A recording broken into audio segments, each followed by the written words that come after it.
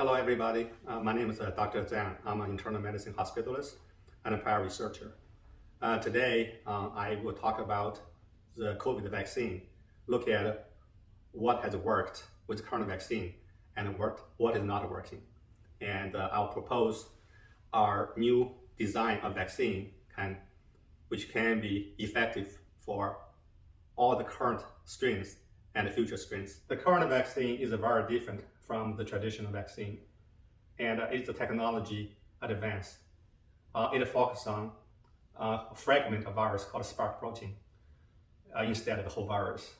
And currently, there are three types of spike protein vaccine: DNA vaccine from Johnson & Johnson, mRNA vaccine from Moderna, and Pfizer.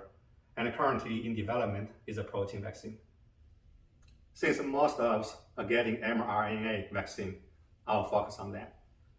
Initially, the vaccine was very effective in three aspects. One, it prevented infection.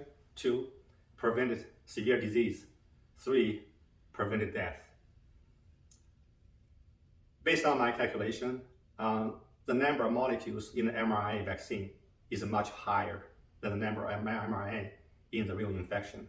Actually, based on the infection range could be 10 to 1,000-fold higher. That also results in very high immunity against spike protein by increased IgG level.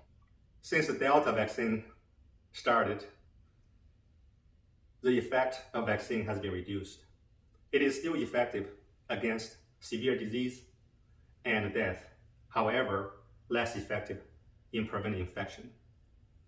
In my opinion, vaccine will always be able to protect against severe disease and death.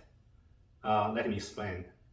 So even the single protein with spike protein, there is a multiple segment. We call it an antigen epitopes. They can generate multiple different antibodies. So consider each epitope produce one set of antibody, and if you have mutation in one site, you lose one protection from that group antibody, but you still have antibodies against other isotopes.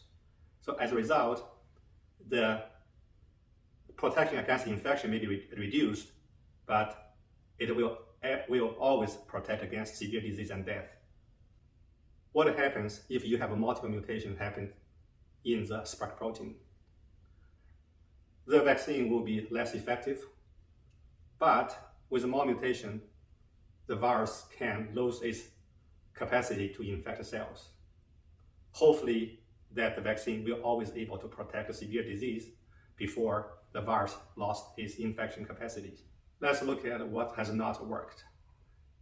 Since the Delta variant started, the vaccine has less effective in preventing disease. It also was not able to prevent mutation from emerging. In my opinion, that the vaccine actually can select the mutant variant. Just like you give everybody antibiotics and somebody gonna generate a resistant strain of bacteria. And just look at a scenario like this. Stephen and Jennifer live in the same household. Stephen is not vaccinated, and Jennifer is fully vaccinated. And Steve just got an infection. Because of rapid replication virus, he generates a mutation variants. So when his virus enters Jennifer's body, and the normal strain will less likely to grow because of antibody against them.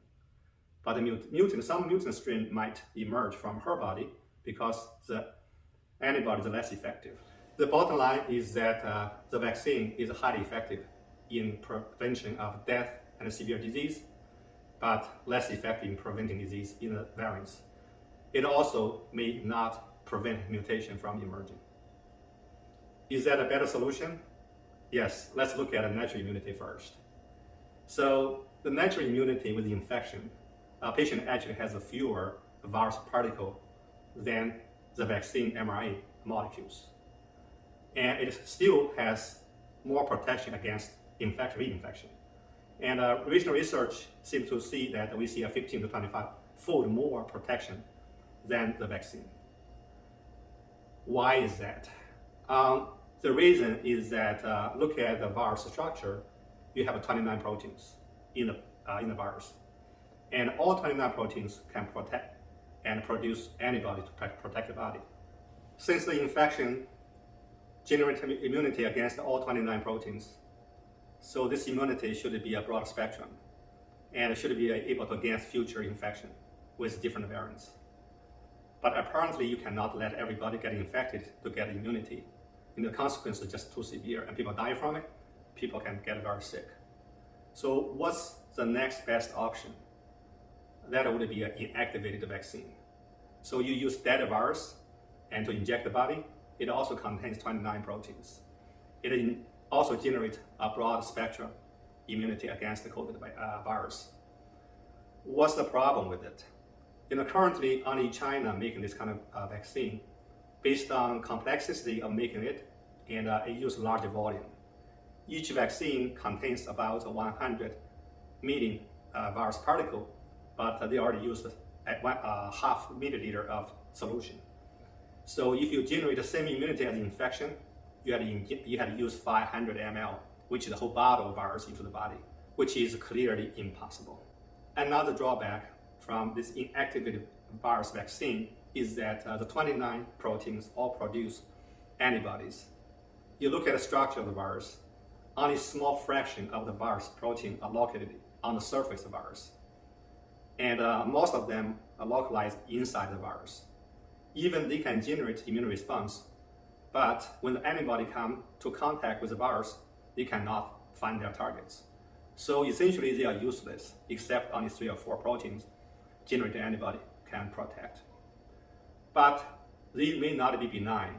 Even they are not effective in preventing infection, they might produce autoimmune response. Now the critical question is, can we generate a vaccine with the benefit of both world of inactivated vaccine and mRNA vaccine? I think we can. Based on our previous discussion, we can make a vaccine with combined components, including spike protein, amyloid protein, and transmembrane protein. And all this are localized on the surface of virus, and the generated antibody can neutralize the virus. With this, the vaccine would be 1, broad spectrum, and 2, most effective against all variants. And based on my calculation, you look at the table, and if we reduced the effectiveness of the spike protein to 60% or 40%, and the other protein would still have 90%. So the total protection against infection would be still above 94%. Well, please spread the news and let the pharmaceutical company know if they want to develop this, and hopefully we can terminate this pandemic with this vaccine.